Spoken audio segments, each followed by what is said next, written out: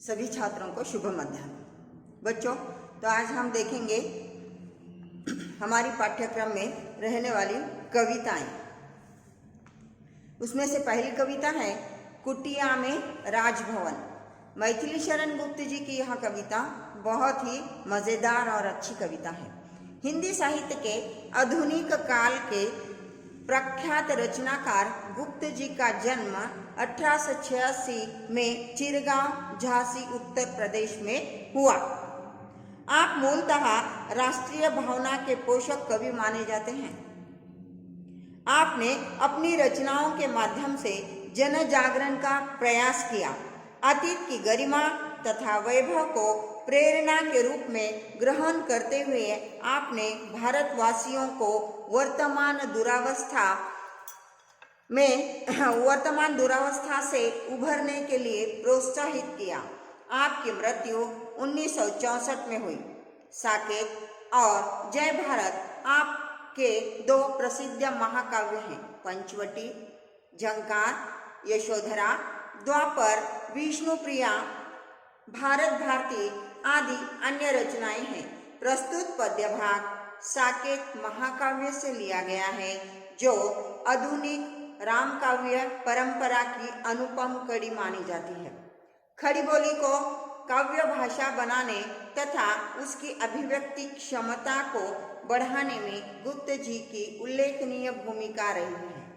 Sita ji one में राज सुख भोगती हैं। श्री रामचंद्र जी स्वयं आपके साथ साथ रहते हैं और देवर लक्ष्मण मंत्री के रूप में कार्य कर रहे हैं।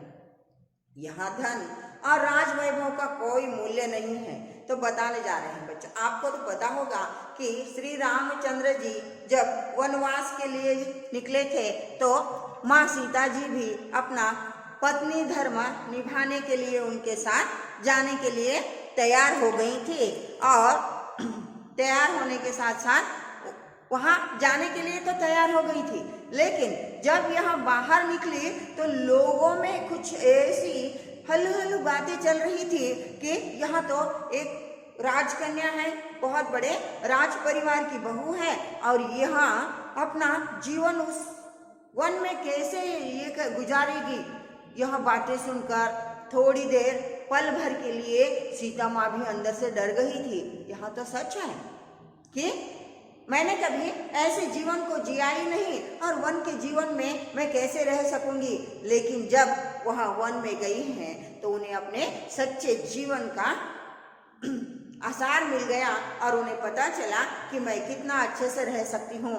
हमारा मानवीय जीवन, सच्चा जीवन कैसे जी सकते हैं। सामान्य जनमानसों में यह स्नेह, प्यार, प्रीति यह क्यों रहता है, क्यों यह अपने आप में इतना मिलजुल के रहते हैं, यह उन्हें पता चला। वहाँ इस वन के जीवन में बहुत ही खुश हो गई और उन्होंने बताया कि कुटिया में राजभवन, जिस राजभवन में मैं रहकर आई हूँ, मैंने अपना कुछ समय वहाँ पर गुजारा है, लेकिन उस जीवन में मुझे इतना मजा नहीं आया है कि मैं आज इस कुटिया में उस राजभवन से भी अच्छा और आराम से रह रही हूँ। यहाँ सच्चाई का, जीवन की सच्चाई क्या होती है, रिश्तों की गरिमा क्या होती है, एक में के साथ में रहना, उनको सुख दुख का साथी बनकर जीवन जीने में कितना मजा है, यहाँ सीता माँ को कुटिया में आकर ही पता चला। इसलिए उन्होंने बता दिया कि कुटिया में राजभवन है। राजभवन में सुख है यह बात नहीं है, लेकिन कुटिया में वह सब सुविधा है, वह सब खुशियाँ हैं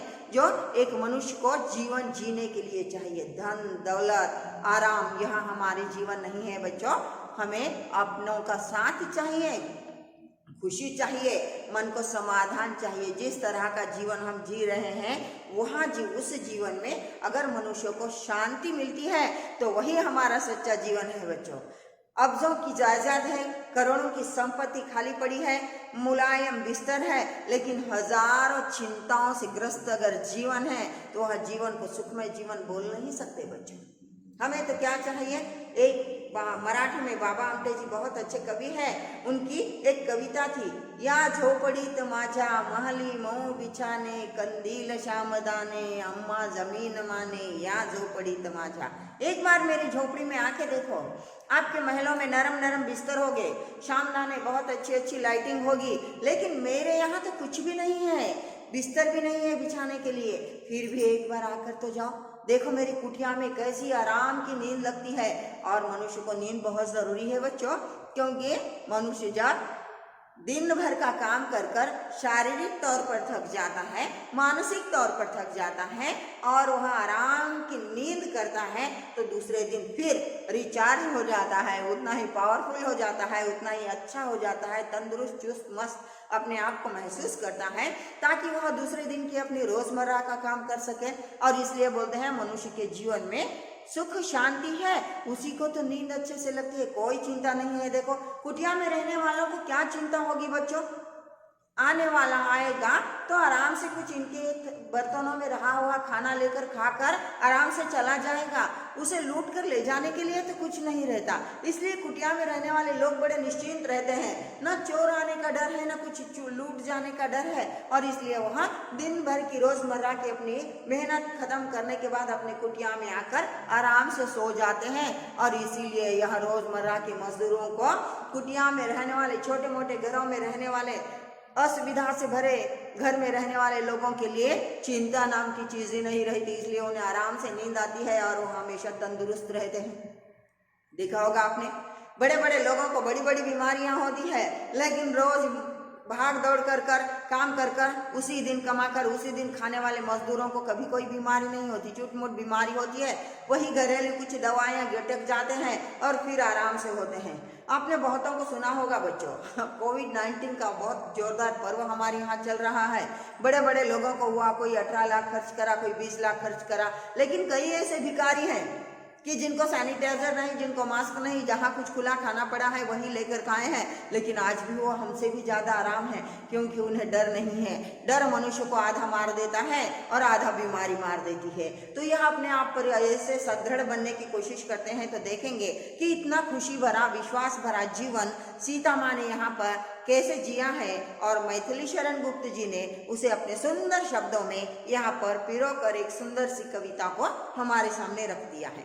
मेरी कुटिया में राजभवन मन भाया, सम्राट स्वयं प्राणेश सचिव देवर हैं, देते आकर आशीष हमें मुनिवर हैं, धन तुच्छ यहाँ यद्यपि असंख्य आकर हैं, पानी पीते मृग सिंह एक तट पर हैं। बता रहे हैं कि हम तो सोच रहे थे कि परिवार को छोड़कर, राजभवन को छोड़कर हम यहाँ कैसे जिएंगे, लेकिन मैं जैसे ही कुटिया में आ गई, मेरा राजभवन में भी कभी कभी मन उदास हो जाता था, मैं परेशान सी, विचलित सी रहती थी, लेकिन यहाँ आकर मुझे वो कोई समस्या सताई नहीं है। यहाँ इस कुटिया में तो मेरा मन एकदम से भाने लगा, यानी इस कुटिया का वातावरण मेरे मन को बहुत पसंद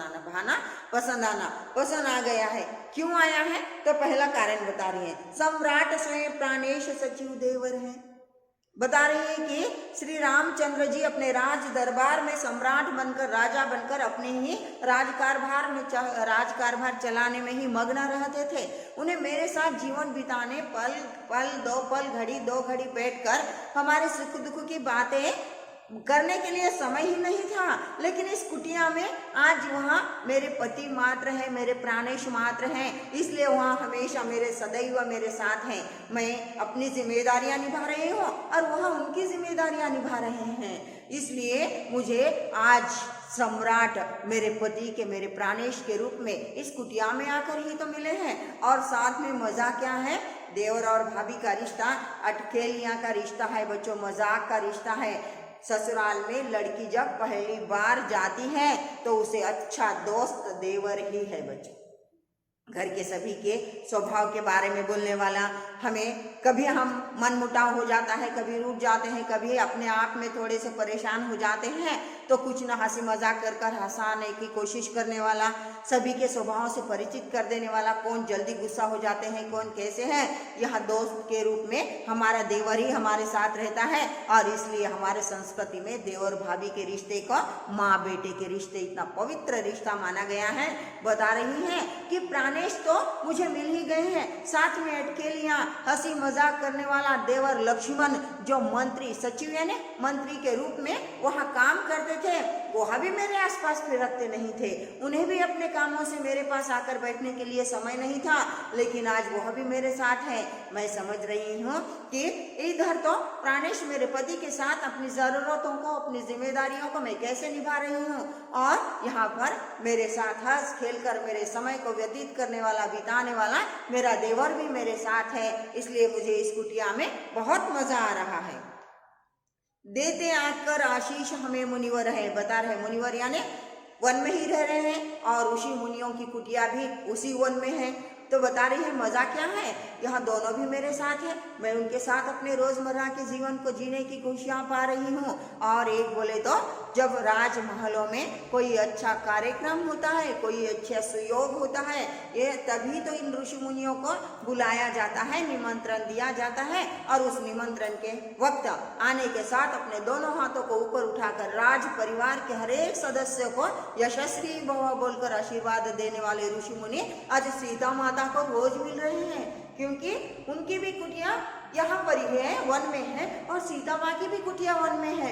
यहाँ हर दिन ऋषि मुनियों का संयोग हो जाता है, मिल जाते हैं, यहाँ उनके चरण स्पर्श करते हैं और ऋषि मुनि खुशी खुशी उन्हें आशीष देते हैं। बता रहे हैं देते आकर ऋषि आशीष हमें मुनिवर है, मुनियों का, ऋषि मुनियों का आशीष हमें हर दिन मिलने लगा है। धन तुच्छ यहाँ यद्यपि असंख्य आकर है, बोल रही है कि यहाँ पैसों की जरूरत नहीं है, तुच्छ है, क्या करूँ मैं, क्योंकि वन में कोई दुकान नहीं है, कोई पैसों से लेन देन नहीं चलता।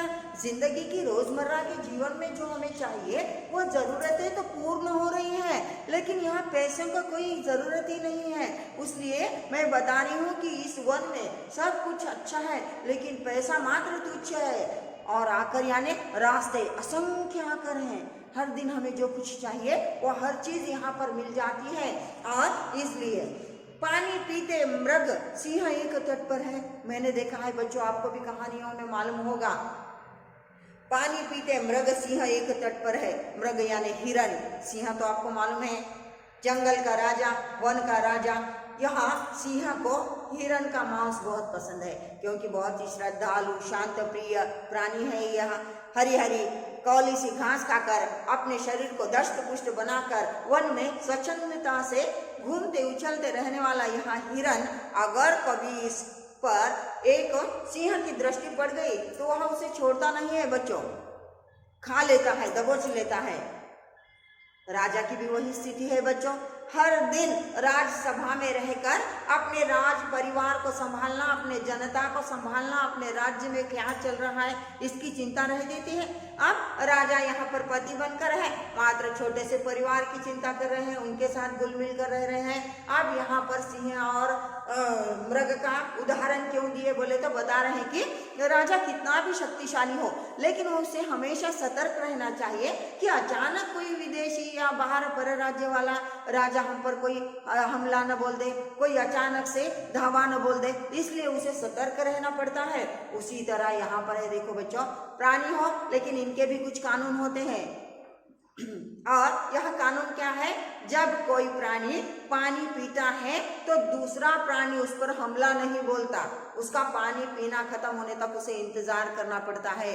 सीता ने अपने स्वयं आंखों से देखा है कि एक तट यानी एक ही किनारे पर मृग और सिंह दोनों भी पानी पी रहे हैं, लेकिन सिंह अपने बहुत ही चाहत रहने वाले हिरण को दबोचता नहीं है। कब तक? जब तक वह पानी पीते रहता है। कितना विश्वास, कैसी ये जंगल के कानून, एक मूक प्राणी भी अपने इस कानून का पालन करता है। यह देखकर सीता को बड़ा ही आश्चर्य हुआ। वह बता रही है कि पानी पीते मृग सिंह एक तट पर है, एक ही किनारे पर आकर दोनों एक दूसरे को शत्रु मानने वाला हिरन उसकी आहट सुनकर ही कांप जाता है, लेकिन पानी पीते वक्त बड़े ही विश्वास से वह पानी पीते रहता है। उसे पता है कि यह सिंह मैं जब तक पानी पी रहा हूँ मेरा कुछ नहीं बिगाड़ सकता। यही तो उनका कानून था। सीता रानी को यहाँ लाभ ही लाया, मेरी कुटिया में राजभवन मन भाया। बता रही है लाभ यानी फायदा, मुझे राजभवन से मैं यहाँ आई तो मेरा कुछ नुकसान नहीं हुआ, मुझे लाभ ही मिला है और इसलिए मेरी कुटिया में राजभवन मन भाया। औरों के हाथों यहाँ नहीं पलती, अपने पैरों पर खड़ी आप चलती हूँ। श्रमवारी बिंदु फल स्वास्थ्य श्रुति फलती हूँ, अपने आंचल से व्यंजन आप जलती हूँ। कितनी खुश है, बता रही हैं औरों के हाथों यहाँ नहीं पलती हूँ। औरों के हाथों यानी जब यहाँ राजभवन में थी, महारानी के रूप में थी, तो हजारों दास दासी इनके आगे पीछे दौड़ने वाली थी। पानी चाहिए तो एक दासी लौट भाग कर आकर पानी देती थी, कुछ चाहिए तो और सेवक सेविकाएं भाग दौड़ कर कर इन्हें इनके सब इंतजाम करा देती थी। लेकिन वह खुशी कहाँ बच्चों? देखो आप आपके घर में देखते होंगे, माँ सुबह ही उठ जाती है, सुबह से ही उनकी भागदौड़ चालू हो जाती है, बहुत सारे काम करती है, लेकिन उनके मुख पर कभी आपने थकान देखी बच्चों? खुशी ही खुशी रहती है। आज मैंने यहाँ सब्जी मेरे बच्चे के पसंद की बनाई, आज इस ससुर जी के पसंद की यह चीज़ बनाई, आज पतिदेव के लिए यहाँ बनाई हूँ। वहाँ कितने भी काम करती है लेकिन थकान मुँह पर नहीं आती, क्योंकि उसे खुशी होती है मेरे परिवार की देखभाल मैं अच्छे से कर रही हूँ, अपनी जिम्मेदारियों को मैं अच्छे से निभा रही हूँ। और इसलिए वहाँ खुशी क्या है एक स्त्री ही जानती है बच्चों। अपने हाथों से गर्मा गर्म बनाना, पौष्टिक आहार बनाकर अपने परिवार को आरोग्य से रखना, उनकी देखभाल करना, यह हमारी जिम्मेदारी है। अगर हम वह को भी निभा रहे हैं तो हमें बहुत खुशी मिलती है। और इसलिए बता रही हूँ कि आज मुझे खुशी मिली है। मैं यहाँ औरों पर डिपेंड नहीं हूँ, यहाँ मैं किसी पर निर्भर नहीं हूँ, मुझे दास दासियों की आवश्यकता नहीं है। आज मुझे मजा आ रहा है जीवन में, अपने पैरों पर खड़ी आप चलती हूँ। हर कोई अपने पैरों पर ही चलता है बच्चों। यहाँ मैं स्वावलंबन हूँ, मैं यहाँ किसी पर निर्भर नहीं हूँ, हर काम मैं अपने आप का कर ले रही हूँ। और इसलिए मुझे लग रहा है कि मैं अपने आप की जिम्मेदारियों को अच्छे से निभा सकती हूँ। श्रमवारी बिंदु फल स्वास्थ्य श्रुति फलती हूँ। श्रमवारी यानी श्रम करने पर थकान आकर परेशान सा होने के बजाय मैंने क्या पाया? बिंदु फल स्वास्थ्य श्रुति फलती हूँ। बड़ा मजेदार है। मैंने यहाँ क्या किया? बिंदु यानी पॉइंट आउट किया उन्होंने, बिंदु को देखा। क्या देखा? कि इतना काम करने के बावजूद भी मैं थक नहीं रही हूँ, मुझे और मज़ा आ रहा है, मेरा आरोग्य भी एकदम अच्छा है। बच्चों खाना जो खाते हैं वो पचाने के लिए भाग दौड़ हलचल करना ही होगा। राजभवन में मात्र सिंहासन पर बैठकर मन आए तो कभी चौसर खेलने, मन आए तो कभी कहीं वन में थोड़ा सा घूम कर आ जाए, बगीचे में फूलों को देख ले, इतना ही तो काम राजा महाराजाओं की रानियों का होता था। लेकिन आज यहाँ स्वयं वहाँ सभी काम कर रही है, अपने पति की देखभाल कर रही है, उनके पसंद की चीज़ें को बना कर दे रही है, लक्ष्मण को जो चाहिए देवर के साथ अटखेलियाँ कर रही है, हंसी मजाक कर रही है, हंस रही है और बता रही है कि आज मुझे पता चला जन सामान्य में जो कुछ परिवार में लोग रहते हैं इतने चुस्त दुरुस्त क्यों रहते हैं? वह सब कोई अपनी जिम्मेदारियां स्वयं निभाते रहते हैं, उसके लिए भाग दौड़ करते रहते हैं और तभी तो यह इतने आरोग्य से है। आज मुझे पता लगा कि मेरा आरोग्य भी एकदम ठीक ठाक है। यहाँ पर मैं श्रुति फलती हूँ यानी अच्छा समझती हूँ, मैंने अपने आरोग्य को अच्छा ही पाया है। अपने आंचल से व्यंजन आप जलती हूँ। व्यंजन यानी मेनू डिशेस। आप हर दिन ना माँ को फरमाइश करते रहते हैं, आज मुझे ये चाहिए वो चाहिए वो चाहिए। आंचल यानी पल्लू, लेकिन यहाँ साड़ी का पल्लू नहीं है। मैं स्वयं अपने हाथों से नई नई नई चीज़ें बनाने को बनाकर अपने परिवार को खिला रही हूँ। कितना मज़ा आ रहा है। तनुलता सफलता स्वाद आज ही आया, मेरी कुटिया में राजभवन मन पाया। आज मुझे पता चला। तनुलता सफलता स्वाद आज ही आया। तनु यानी शरीर, लता यानी फूलों की डाली या बेली जिसे आप बरली बोलते हैं। वह बरली देखो बच्चों कैसी है। यहाँ लता कमजोर नहीं होती, लेकिन यह किसी के सहारे मात्र बढ़ती है, पनपती है। देखो एक जगह अगर दीवार है, वहाँ हम लता या बेल दूर लगा देंगे तो वो सरपट दौड़कर दीवार का किनारा ले लेती है या फिर किसी पेड़ का किनारा ले लेती है और उसको ऐसा लिपट जाती है, कभी छोड़ेंगे ही नहीं बोलकर उसे अपने काबू में कर लेती है। बता रही है तनु लता सफलता स्वाद आज ही आया। मुझे आज पता चला कि यह वृक्ष पर जाने वाली यह लतिका, यह बेल अपने आप को किसी के सहारे इतना सक्षम क्यों बना देती है? क्योंकि उसे अपने सुंदर फूलों से, मधुर फलों से लोगों की सहायता करना होती है, लोगों को अपने फले फूले फूल और फल देकर खुश करना होता है। आज वही मुझ में खुशियाँ आई है। मैंने राजभवन छोड़ दिया। लतिका को जब एक सहारा मिल जाता है अपने फल फूलों को देने के लिए, घट तंदुरुस्त खड़े रहने के लिए, वहाँ किसी वृक्ष को या एक आधे दीवार की या एक आधे लकड़ी की कोई भी ऐसी घट चीज को लिपट कर वह खुश हो जाती है, उसी तरह आज मुझे खुशी हुई है। यह कुटिया मेरे लिए ही वैसी है, क्योंकि यह कुटिया से लिपट कर यहाँ आकर मैंने अपने जीवन को सुखमय पाया है। किसलय कर स्वागत हेतु हिला करते हैं, मृदु मनोभाव सम सुमन खिला करते हैं। बता रहे किसलय यानी पतझड़ में वृक्ष के पत्ते सब झड़ जाते हैं बच्चों, और उसके बाद जब चैत्र मास शुरू हो जाता है तो छोटे छोटे छोटे छोटे अंकुरित हो जाते हैं पत्ते, नए पत्ते आने लगते हैं। और यह अंकुरित पत्तों का रंग कैसा होता है? पूरा हरा भी नहीं होता और पूरा लाल भी नहीं होता, हरा मिश्रित लाल और लाल मिश्रित हरा रंग होता है। इसे किसलय बोलते हैं। किसलय यानी छोटे अंकुर होने वाले, वनस्पति के इस पर आने वाले अंकुरों को किसलय करते हैं। वह जब सीता माता कोई चीज लाने के लिए जंगल में जाती है तो वह हिलते रहते हैं। इससे इनके मनोभाव में क्या होता है कि यह पेड़ पर के जो छोटे छोटे अंकुरित होने वाले नए पत्ते हैं, हाथ हिला हिला कर मेरा स्वागत कर रहे हैं। किसलय कर स्वागत हेतु हिला करते, हेतु यानी के लिए, हिला करना यानी मेरे स्वागत के लिए, कि यहाँ अंकुरित होने वाले किसलय नए छोटे छोटे पत्ते हाथ हिला हिला कर मेरा स्वागत कर रहे हैं। ऐसी भावनाएं मृदु मनोभाव सम सुमन खिला करते हैं। जब मैं यह दृश्य देखती हूँ तो मेरे मन में एक हल्का सा मृदु यानी नम ऐसा एहसास होता है कि मेरे मन में खुशियों के फूल खिलते हैं, सुमन खिलते हैं। फूल खिलना, अच्छा मुझे बहुत खुशी होती है, अरे मैं आ रही हूँ और ये छोटे छोटे अंकुर, पेड़ पौधों के ऊपर खिलने वाले अंकुर मुझे अपने छोटे छोटे नन्हे हाथों से हाथ हिला हिला कर मेरा स्वागत कर रहे हैं। डाली डाली में फल नित्य मिला करते हैं। डाली डाली यानी पेड़ों के हर एक टहनी में नव यानी नए, नित्य यानी हर दिन मुझे पेड़ों की डाली पर अलग अलग नए नए नए नए फल मिल जाते हैं। कितनी मजा है यहाँ।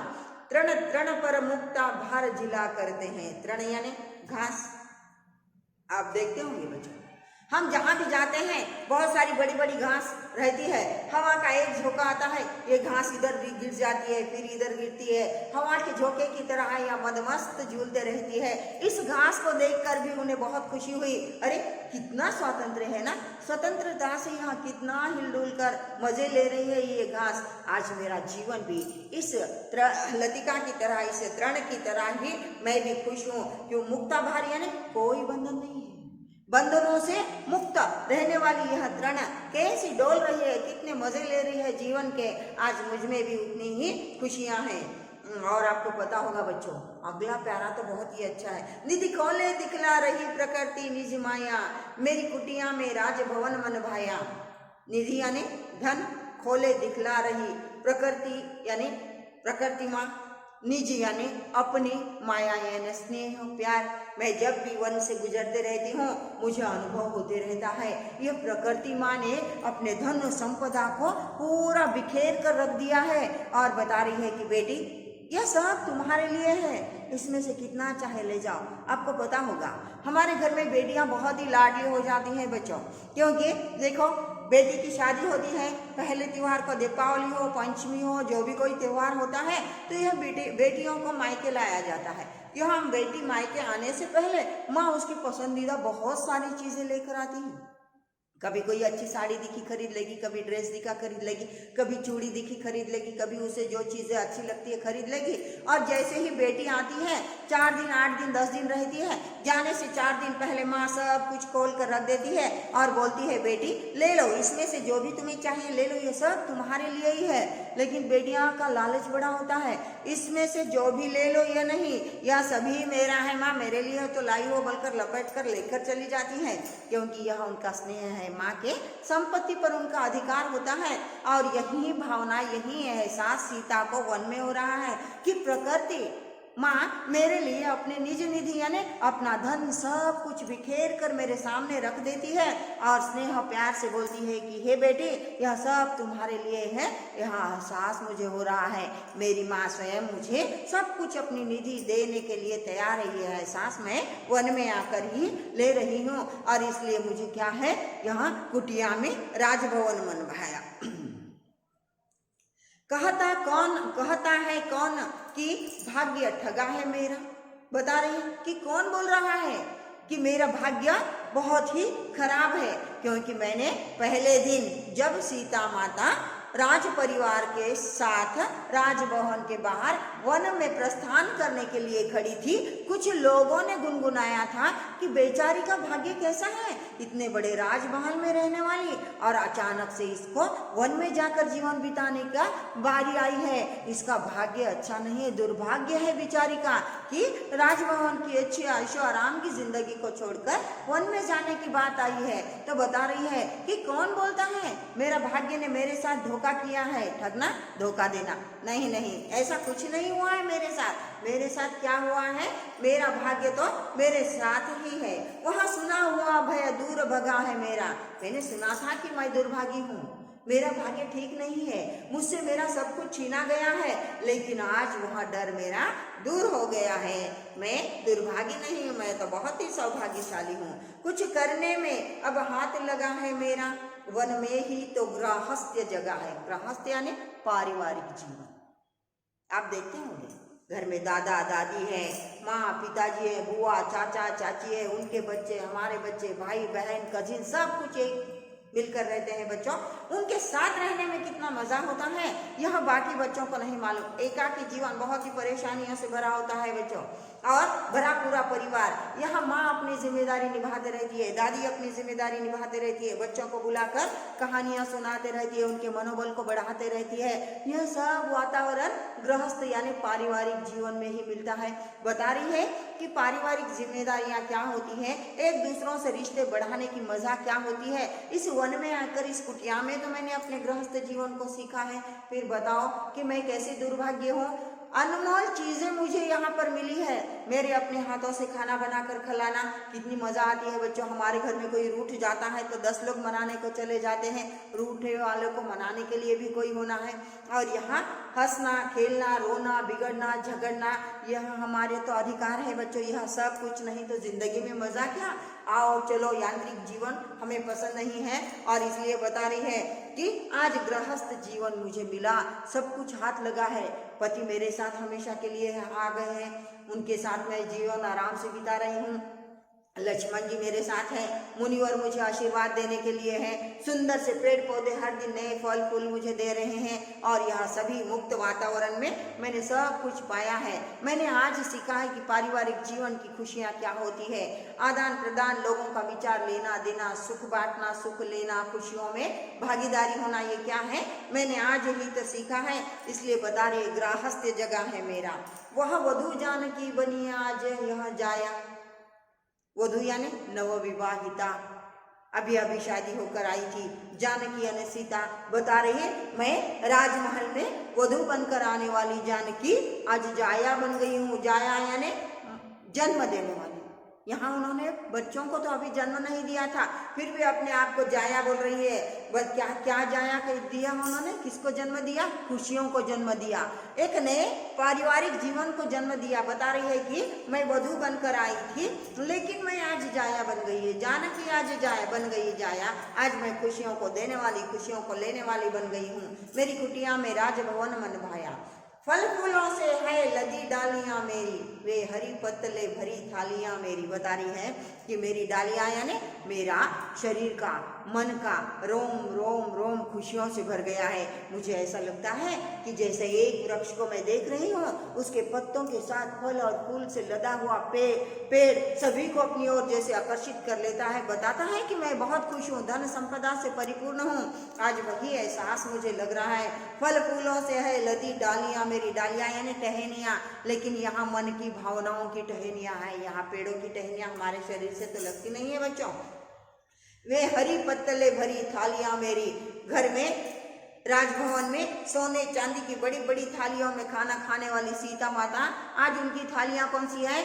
वृक्ष के पत्तों से, हरे पत्तों से बने वाली थालियां हैं। बता रही वे हरी पत्तले भरी थालियां मेरी, आज मेरी थाली कौन सी है?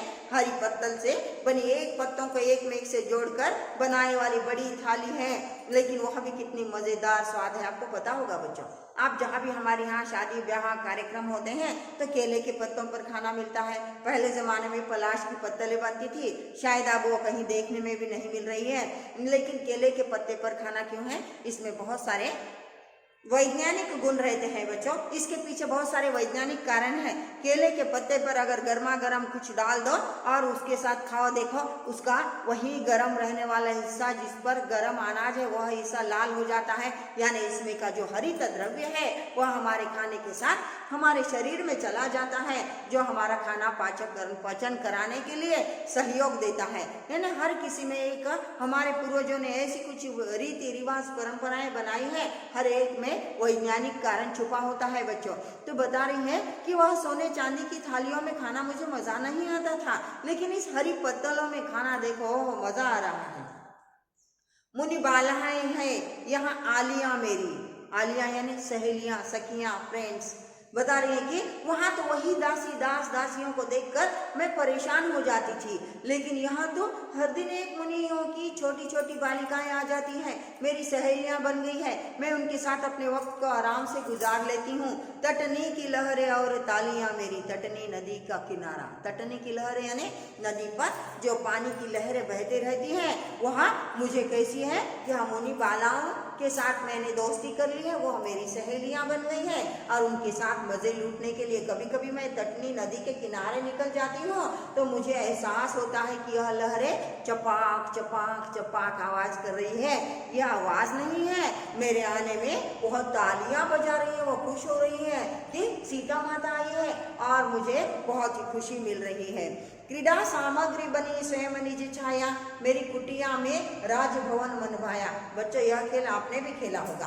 क्रीड़ा सामग्री यानी खिलौने, बनी स्वयं निज छाया, निज यानी अपनी, स्वयं यानी स्वयं मेरी अपनी, छाया यानी शैडो जिसे बोलते हैं, जो हम चलते रहते हैं, देखो हम आगे आगे चले हमारी छाया भी चलती है, हम जो कुछ आज हलचल करें हमारी छाया भी उसी तरह करती है। यह खेल आपने भी खेला होगा बच्चों। बता रही है कि यह सब खेल खेलने के लिए हमें सूर्य प्रकाश में आना होता है, प्रकृति के वैभव में बाहर आना पड़ता है और वहाँ यह खेल खेलना होता है। देखो कुछ बच्चे इस खेल में घंटों मग्न हो जाते हैं, खेलते रहते हैं। वह एक बार अगर हमारी छाया को देख लें तो अलग अलग तरह से कोई ऐसी करेगा, कोई आंखें निकालेगा, ये करेगा। हम जिस तरह हमारे शरीर को कराते हैं, व्यायाम कराते हैं, हमारे शरीर की हलचल कराते हैं, हमारी प्रतिकृति यानी हमारी छाया भी उसी तरह होती है। बच्चों को मजा लगता है, अरे मैं कर रहा हूँ फिर ये कौन है, और इसी खेल में बच्चे घंटे लग जाते हैं। बता रही है कि इस तरह में इस अपने ही छाया से खेलने का मजा क्या है, मैंने यहीं आकर वन में आकर ये देखा है और वह मेरी क्रीड़ा सामग्री बन गई है। मैं भी इन बच्चों के साथ मेरी अपनी छाया से, मेरी स्वयं की गिरने वाली प्रतीक छाया से खेलने में अपना बहुत सारा समय बिता देती हूँ। और इसीलिए तो मैं बता रही हूँ कि मेरी कुटिया में राजभवन मन भाया, महल से भी मेरी कुटिया मुझे राजभवन से भी ज्यादा सुख, आनंद, मन, शांति सब कुछ देती है। इसलिए मुझे राजभवन से कुटिया में आकर तकलीफ नहीं हुई है, मुझे यह कुटिया राजभवन से भी अच्छी लगने लगी है। मेरे मन को यह बहुत पसंद आई है और इसलिए मैं यहाँ पर बहुत खुश हूँ। है ना बच्चों, मजेदार कविता। तो सुख कहाँ है, हम जिस चीज में सुख ढूंढते हैं सुख वही है बच्चों। सुख को छोड़कर दूर दिखने वाली चीज़ों के पीछे नहीं भागो, जो है उसमें ही खुशियाँ मनाना, उसमें ही अच्छे से रहो, जिंदगी में अच्छाइयाँ सीखो। हमारी दृष्टि जिस चीज़ को जैसे देखती है वैसे ही है। देखो एक इंसान है, वह बहुत अच्छा रहता है और उसमें कुछ कुगुण भी रहते हैं। हर इंसान में एक अवगुण तो होना बहुत जरूरी है बच्चों, क्योंकि अगर अवगुण से नहीं भरा तो वह इंसान नहीं, वो तो भगवान हो जाएगा। सभी अच्छाइयाँ हैं या सदपुरुष हो जाएगा। सब तो सदपुरुष नहीं बन सकते, कोशिश मात्र हम कर सकते हैं और हम उसकी अच्छाइयाँ देखेंगे तो मात्र हमें वह अच्छा लगेगा। हम उसमें रहने वालों को मात्र अवगुणों को देखेंगे तो वह हमें बुरा ही लगेगा। तो बता रही है कि बच्चों, हम वन में हो या राजमहल में हो, खुशियाँ हमारे मन के भीतर होती है। हम जिसको अच्छा जानते हैं वो हमें अच्छा लगता है। जिस समय को हम अच्छा मान लेते हैं वह समय हमारे लिए अच्छा ही हो जाता है। और जिसको हम मुसीबत भरा मानते हैं, सब सुख सुविधा होने के बाद भी हमें मन को बेचैनी रहती है। और इसलिए सीता माता की इस कहानी के जरिए, इस छोटी सी कविता के जरिए मैथिली शरण जी आपको समझाने की कोशिश कर रहे हैं, क्योंकि छात्र जीवन एक बहुत ही अच्छा जीवन होता है, गोल्डन लाइफ है, बहुत ही सुनहरा जीवन है बच्चों आपका। आपको सीख क्या है, हमारे पास जो नहीं है उसके लिए परेशान होना नहीं है। हमारे पास जो है उसमें खुशियाँ मनाओ, उससे ही सीखो, उससे ही आगे बढ़ने की कोशिश करो।